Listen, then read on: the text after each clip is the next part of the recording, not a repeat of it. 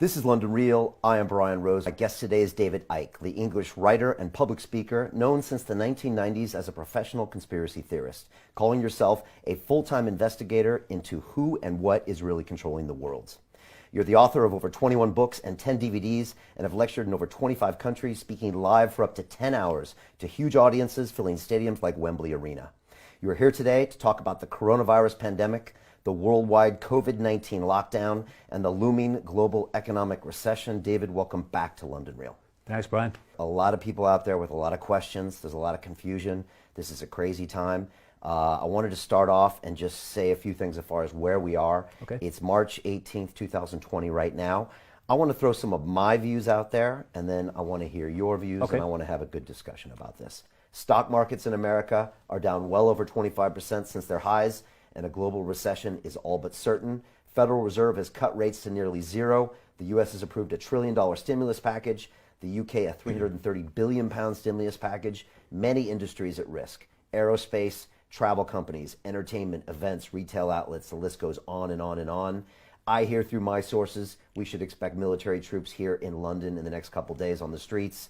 David, there's an ancient Chinese expression that says, "May you live in interesting times." Some say it's a curse. What do you see in the world? What are you concerned about? And do you feel for the British citizens and global citizens? Right.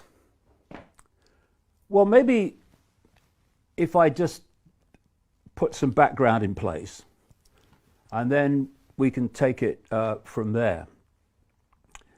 For 30 years, I've been warning people in my books and in every other way I can that this world is controlled by a cult. It's a cult that has no borders. It operates in all the, at least major countries, and in fact, all the countries in the end, and particular in those countries that dictate the direction of the world. So the cult will be at the core of the system in China. It will be at the core of the system in America, etc., etc., etc. And so what have I said in this 30 years that this cult wants?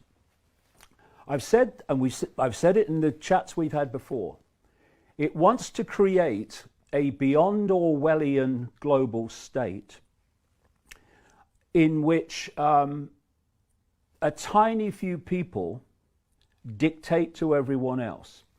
I've referred to this as the Hunger Games society.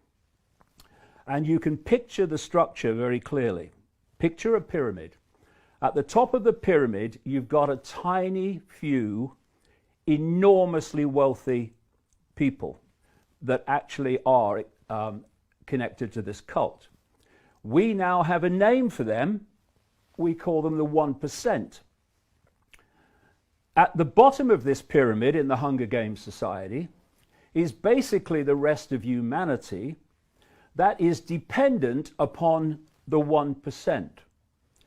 And in between the two is a vicious, merciless police military state to impose the will of the 1% on the population and to prevent the population challenging the 1%.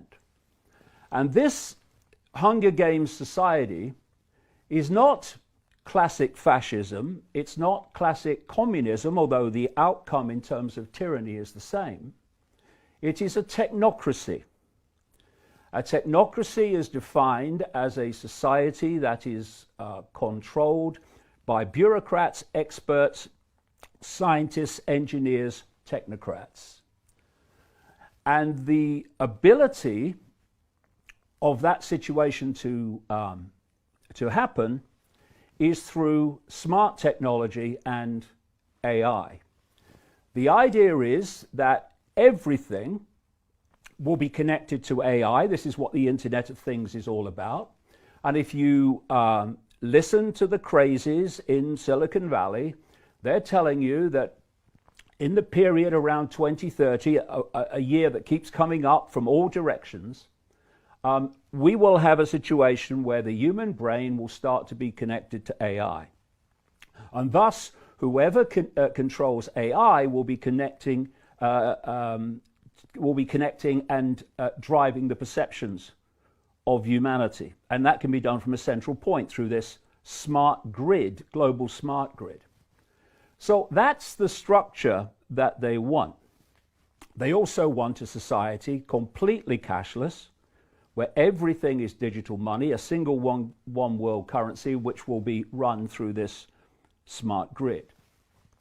Now, in the same 30 years, I've been saying there are two major techniques that are being used to bring about that situation. One, I've called since the 1990s problem, reaction, solution, where you covertly create a problem, you use the unquestioning, pathetic mainstream media to tell the public the version of the problem you want them to believe.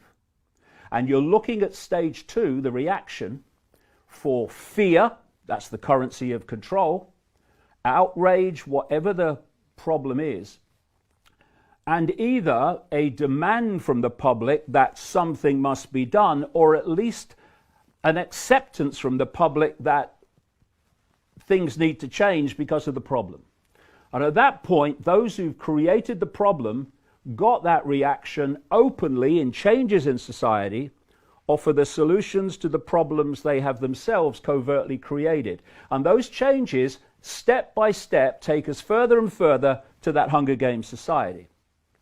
There's another version, which I call no problem reaction solution, where you don't need a real problem, you just need the perception of one, weapons of mass destruction in Iraq, and you still have the ability to provide your society-changing solution. The stablemate of problem reaction solution is what I call the totalitarian tiptoe, where you start at A and you know you're going to Z, but you know if you're going too big a leap, people will look up from the game show and the latest Simon Cowell and say, what's going on, because the change is so great. So you do it in as big a steps as you can towards your outcome, but not so fast or big that you alert too many people to the fact that it's a pattern. What you want people to believe is everything is random. And I have this other phrase which relates to all this: know the outcome and you'll see the journey. If you don't know where this world is being taken by this cult, then everything seems random. Coronavirus, random. Climate change, random. Economic crash, random. But when you know where we're being taken, you know the outcome, this Hunger Games structure society, now the apparently random events become clear stepping stones to that outcome.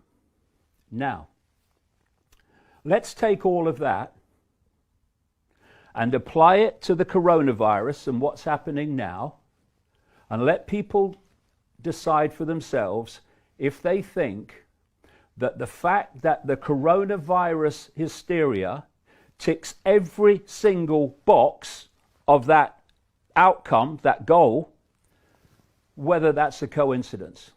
I absolutely do not believe that it is. And, you know, you mentioned that you don't think that it was a created virus. But the fact is, whether it was or whether it wasn't, doesn't matter to the fact that once you roll this out, it takes on a momentum of its own. I agree with that. And therefore, what is unfolding was desperately predictable. And in fact, we'll get into this as we chat, two massive 1% organizations, one in fact 6 weeks before this virus came to light in China, were playing out scenarios and simulations based on exactly this scenario that's unfolding now. And what they said would happen is exactly what is happening, down to the fine detail. Okay, but the coronavirus is real and it is dangerous. You do believe that? Well, not as a black and white, no. Okay, but it is real?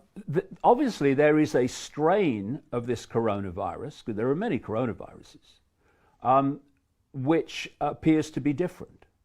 But if you look in terms of the danger is to a certain section of society. Do you know, mainstream doctors, I watched an interview with one in America only 2 or 3 days ago, and they're saying, well, just to put into context, 80% of people that are diagnosed with coronavirus have, and this is his quote, very mild symptoms. The ones that are in danger, and by the way, in danger from any virus, including the classic flu, are those that have compromised immune systems. And they are old people, elderly people, and they are people with what is termed pre-existing health problems. Why? The pre-existing health problems are putting so much pressure on the immune system, it's already weak when it's hit with this. This is why someone like that will have potentially a serious situation, and someone with an immune system in working order of any level will just swat it away. And another point, you know, have we not learned yet to take what the authorities tell us with a pinch of salt until it's proved otherwise? In a massive way, you are diagnosing on the basis of symptoms. How the hell do you know they've got this coronavirus strain and not something else? So I would hold back on believing the figures. And I would also... those figures I mentioned, are you unsure about those? I question any figures coming out of mainstream authority. Okay. I've been investigating the mainstream everything for 30 years. And, you know, most of the time, if they ever told the truth, they would genetically implode from the shock. So I question everything. And if it stands up, it stands up. But I don't just take it because someone in a suit has told me to believe it. For instance, you know, in 2017, 2018, 45 million people got the flu in America, according to Centers for Disease Control and Prevention figures. 61,000 died. Where was the hysteria then? 61,000 people dying. Well, they say that this is more dangerous and more contagious and what's potentially going to kill more people. Because otherwise, that's a good question, David. Everyone's like, well, how come people aren't worried about this when the flu from 18 killed 50,000? This has only killed 8,000. The point is, though, this is the point, that according to officialdom, 80% of people who get the coronavirus, diagnose the coronavirus, and not necessarily all got it, have very mild symptoms. The vast majority of the rest have what they call moderate symptoms, and that leaves some with compromised and weakened immune systems who get the serious end of it. And they get the serious end of the flu as well, and other viruses. And these people are clogging up the Italian health system right now. Do you believe that's true? The point is that what we surely should be doing is focusing on those people and doing what is necessary to protect them and their immune systems from the consequences. But to have the vast majority of the population who at most will have mild symptoms, some even no symptoms, and for that you destroy, because that's what's happening before our eyes, Brian, you destroy the world economic system. Now, let's go back to how I started. One of the things I've been pointing out as a problem reaction solution that was coming to transform human society, including, by the way, one of the things I said was coming in my earlier books was a pandemic, because of all the boxes it ticks. But what I have been saying for the best part of 30 years is they are planning an enormous economic crash. And I've been saying it even more since 2008, because 2008 seemed to be a nightmare. The point I'm making is what they want is something that would make 2008 look like, you know, a Sunday school tea party. And so this coronavirus hysteria gives the excuse to do what they're doing, and the outcome and the consequences of what they're doing is to dismantle the world economic system. Now, another thing I've been saying, this Hunger Games society, I've been saying this for a long time, is designed to have no small business, no even medium-sized business, globally, just gigantic corporations that control and produce everything. Amazon is a classic example of what I'm talking about. What this coronavirus hysteria is creating is a situation unfolding by the hour worldwide that is destroying small business, family business, even medium-sized business, some even relatively big businesses too. It's destroying them. The big legacy of what is happening now will not be to do with health long term, it will be economic. I agree with you. It's going to be catastrophic. Now, here's the point. What happens to those people whose businesses collapse? What happens to all those people who were working for those businesses? For bars, for hotels, for all these businesses that have been targeted, don't go there, shut down. What happens to them? They fall into the bottom of the Hunger Games society. And what we're seeing now, every day, is this Hunger Games society coming closer and closer and closer because of what's being done in the name of protecting the people. I got news for you. You go deep enough into this system, they don't give a shit about the people.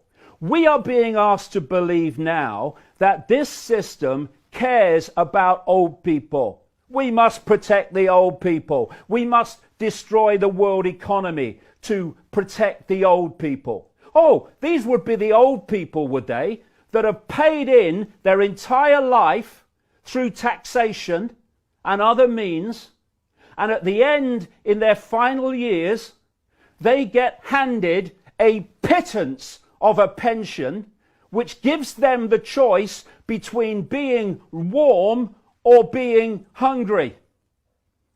And what does that do? When people are going without essential things, because the system doesn't care, and they're having to buy shite food, because that's all they can afford. They can't have nutrients to boost their immune systems because they can't afford them, and the mainstream everything's not telling them they need them anyway. And at the same time, they're breathing in shit air, drinking toxic water and other drinks, being deluged with sugar, which has a phenomenally destructive impact on the immune system.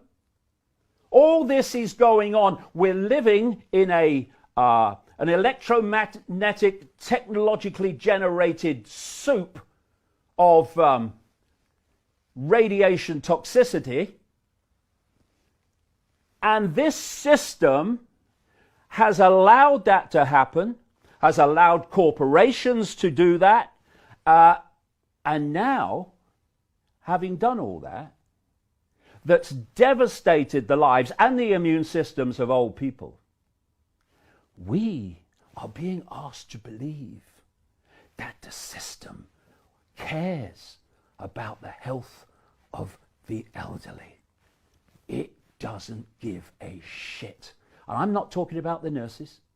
I'm not talking about the doctors. I'm talking about that at the core which is driving this. And the idea that all these things are being done to protect the elderly, they don't give a shit about the elderly. The elderly are an excuse to impose the very society that I'm talking about. Now, if you look at when these things happen and great Orwellian, draconian things are put in place, oh, we've got to do this because of the problem. Well, the problem eventually passes. This virus will eventually flatten out. But what you see every time, 9/11's a classic, they'll roll back some of it, but not nearly roll back to where it was before. The whole thing's moved on closer to the Hunger Games society. Another thing you're going to see, oh, and by the way, I mentioned that a great goal of this, and I've been saying this, when did I first write this? About 1993. They want a cashless society, a digital cashless society, one world currency, which has phenomenal implications for freedom. They want rid of cash. And when I said that, there was lots of cash in circulation. People going, end of cash? Now look at it. And you know, what was it this guy Tedros, the head of the World Health Organization, a man I wouldn't trust to tell me the time in a room full of clocks, by the way, he said, don't touch cash. Use cards because the virus can pass on through cash. I've come up here today for this chat 3 times in places that are always cash. I had cash turned down. No, we're only taking cards. And when this runs on, they're going to be justifying a cashless society on the basis of that you can pass viruses on through it. And they're going to be saying, we can't have this again. We can't have this happen again. So you're going to have more technological testing of people for whether they have a temperature and all this stuff. And the whole surveillance is going to move on, exactly as it has in China. Right. If people thought China had reached the point of beyond Orwellian, well, you just look what they brought in as a result of this coronavirus. Okay. I want to talk about that technology because it's a very good point. But now Italy right now, we're looking at Italy, and from what we can see and hear, the hospitals are chock full of people that are dying. There's not enough respirators, etc. I mean, surely we must do something about this, David. I know what you're saying is that these things will pass and we're crushing our global economy, which actually has bigger implications than the health. I agree with you. This will ruin people's lives. Well, not only that, it will cause massive amounts of ill health and death. I agree with that too. I agree with that. It's just pushing it down further. But what about these people that are dying and clogging up hospitals and the fact that could happen with the NHS? That is a reality. Well, I've thought all along, and it seems to be the case, that the strain that is prevalent in Italy is something of a stronger nature than what's generally circulating, and also in Iran. It was a little odd. And members could have been a coincidence. Well, I mean, you know, after 30 years, Brian, coincidences are something I have to be very well persuaded, because coincidences don't turn out to be so. They turn out to be made to happen. Anyway, I mentioned that one of the problem reaction solutions that I've said in the books over the years that they were going to use to justify this Hunger Games society was a pandemic. You look at the movie Contagion, I think it was 2011. I watched it last week. It's basically coming out of China and stuff like that. Yeah, Steven Soderbergh, it's got Jude Law in there, and Yeah. Gwyneth Paltrow. It's very interesting. Very well made. Yeah, but you know, I've talked to you in previous chats about something called preemptive programming, where they preempt something to put it into the subconscious mind, even the conscious mind, through Hollywood, and then suddenly it kind of happens for real. But I was sent a document from 2010 that was published by the Rockefeller Foundation.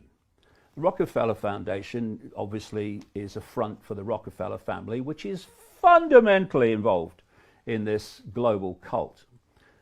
In fact, the Rothschilds and the Rockefellers were the creators of the World Health Organization, which is there to control health policy and direct the perception of health in all its forms from a central point. You don't trust the WHO at all? Well, it's currently headed by a guy called Tedros from Ethiopia, who was a Politburo member in a Marxist government that's been running Ethiopia for a long time. He was health minister and was exposed 3 times for covering up cholera epidemics in Ethiopia. And now he's head of the World Health Organization telling us about the coronavirus. You will understand if I don't agree or even believe a word that comes out of his mouth. See, these organizations are not there to serve the public. They're there to serve this agenda. So who came out and said, "Oh no, don't touch cash. You pass on the virus. Just use." Tedros, same guy. He's the one that praised China for a wonderful job they did with the coronavirus and what have you. Now, this Rockefeller Foundation document was about a scenario involving a flu pandemic. And it described what would happen, that China would use authoritarian, draconian methods to meet the challenge, and then the West wouldn't basically start like that, but then would become the same. And this whole global lockdown was described in this document. And then we moved to 6 weeks before the virus came to light in China. And we had something called Event 201. This was a simulation of a coronavirus pandemic, which involved the World Economic Forum, which has its meeting every year in Davos. This is the 1%, and involved the Bill and Melinda Gates Foundation. Bill Gates, the guy that wants to vaccinate the frickin' world, and, by the way, is funding the electronic tracking of people so that the authorities know if they've been vaccinated or not, through an organization he funds called Gavi. And they ran this simulation called Event 201, in which they inserted, scenario or simulated news reports. And if you watch them, you can see it on the internet. It's just like the news reports we're seeing in the media. And they were discussing, okay, what can we do? And there was a whole area of this simulation where they're discussing how they control information. And they're saying, how do we deal with the anti-vaxxers? How do we make sure that the official narrative of the pandemic is the one that's dominating the internet and all these lines of communication, and not what they call conspiracy theories, putting another point of view. And all these things that they talked about in this scenario have happened. We've had Facebook and Google saying that they're going to make sure that, first of all, the World Health Organization version gets free advertisements, and they're going to suppress the other opinion, what they call conspiracies and what have you, and disinformation and fake news. Who decides if it is? They do. We've had YouTube this week say that because they don't have the same number of staff, they're going to now have videos taken down purely by AI algorithms. And because of that, they say a lot more videos are going to be taken down, even those that don't break what they call community guidelines. So all these things that were decided in this Gates World Economic Forum 1% simulation 6 weeks before that they should happen are happening. And that was all public information about them doing that, or you got the report about it? Okay. No. I read the actual document of the Rockefeller Foundation and its scenario, which is exactly what's played out.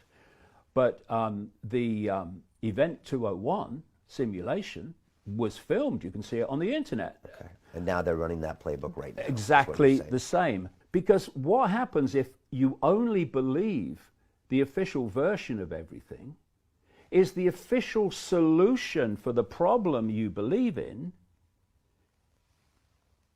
is going to take us further and further down the road to a society that would make George Orwell bloody wince. And all the things that I've said this cult wants, this cult is getting as a result of this coronavirus. Okay. When you look in the global average and in most other countries, the number of people who are seriously affected by this against all those who are not, the way the whole economic system is being shut down is suicide. And what happens when it reaches a point where in its present state it cannot continue, it cannot survive?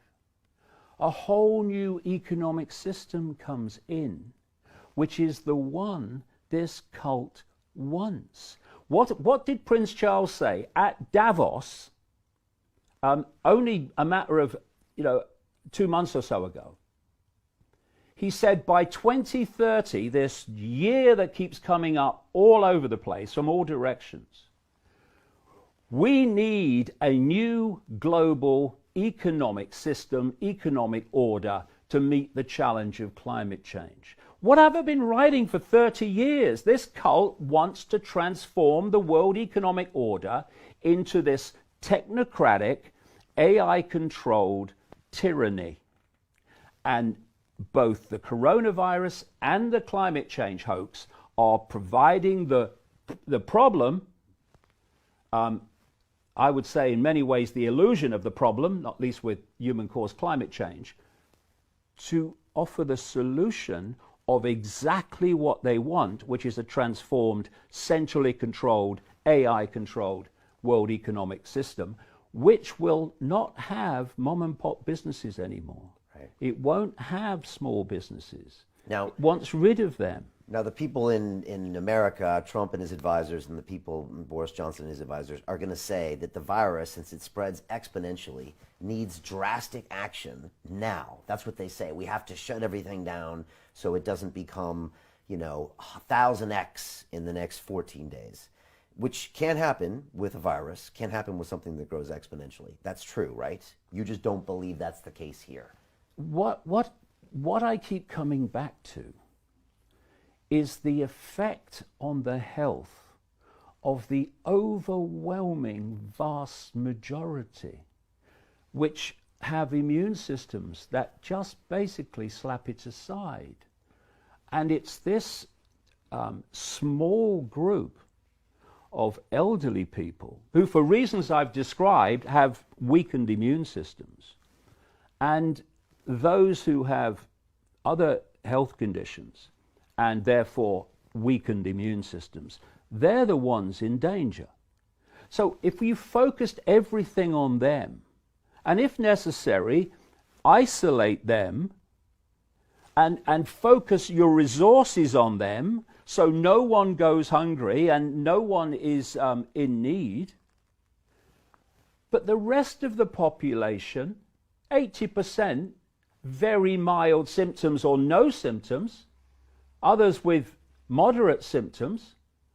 Well, are we going to destroy the world economic system by saying that those people also have to isolate and not go to work? Yeah.